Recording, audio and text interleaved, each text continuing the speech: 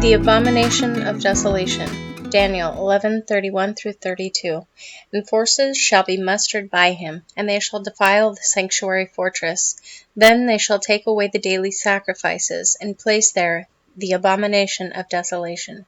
Those who do wickedly against the covenant he shall corrupt with flattery. But the people who know their God shall be strong and carry out great exploits. Let's go to a text analysis to better understand what this passage means. Here we can look at each word by their definition in the Hebrew Concordance. Let's start with defile.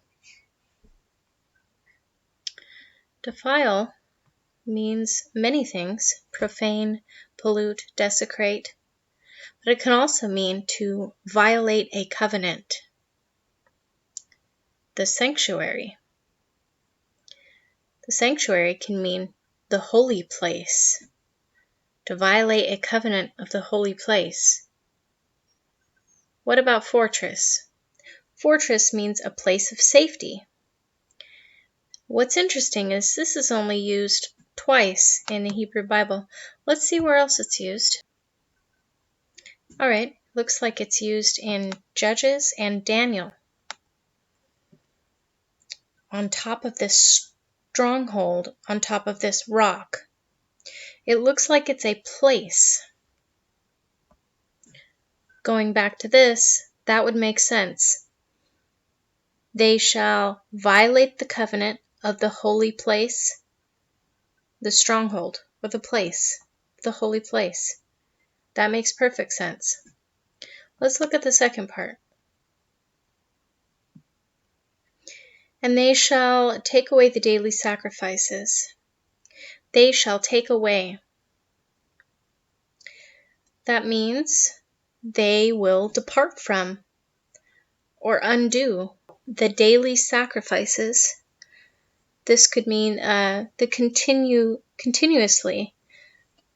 The land covenant was a perpetual covenant, so this would make sense that that's there. They shall take away their perpetual covenant and place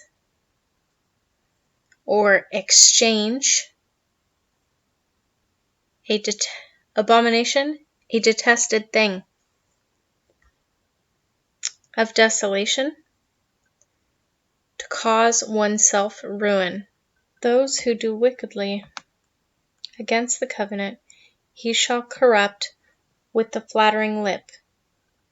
But the people who know their God shall be strong and carry out great exploits. Those who are guilty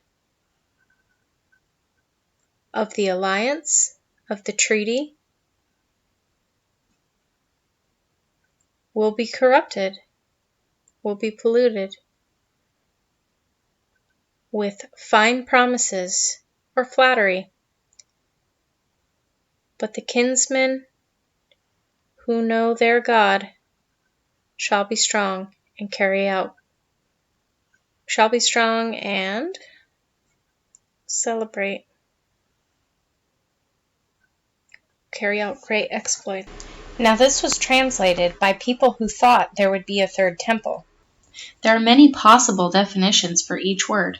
Upon looking more closely with the knowledge of the Revelation 12 sign and the current events, we saw definitions that are more fitting.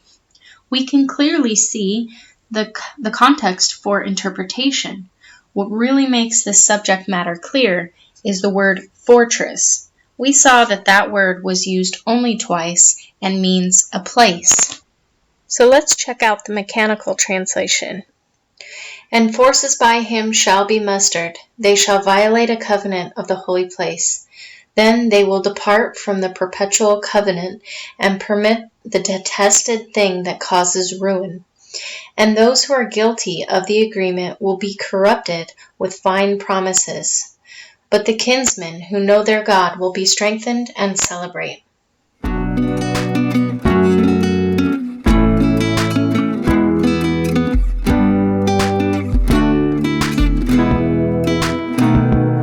The 1,335 days of Daniel. Daniel 12:11. And from the time that the daily sacrifice is taken away, and the abomination of desolation is set up, there shall be 1,290 days. Blessed is he who waits and comes to the 1,335 days. The timeline started when we saw the Revelation 12 sign in the sky. We saw that on September 23rd, 2017. So we have the timeline starting when we saw that sign. 7 years from the start of the sign is the Feast of Trumpets, which is when Christ returns. December 6th, 2017, Trump confirms the everlasting covenant that God made with Israel by recognizing that Jerusalem was the capital of Israel. A few years later, Trump breaks the covenant by dividing Israel and calling Palestine a state. Israel has now committed the abomination of desolation by breaking the everlasting land covenant and agreeing to the peace plan, which is a bunch of flattery. Where do the 1,335 days in Daniel fit in this timeline? Well, from the time that the abomination of desolation is set up, when the covenant was broken, January 28th, 2020, exactly 1,335 days later, you have the Feast of Atonement, which is the wedding supper. That is when the fate of all people is sealed, and that is when the resurrection happens. There you have the 1,335 days in Daniel fitting perfectly after the abomination of desolation.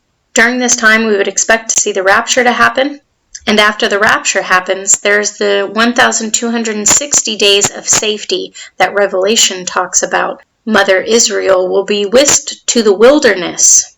I believe that she has to leave her land of safety and flee to the wilderness because of the breaking of the covenant. After the resurrection, you have the last year, which is the wrath of indignation.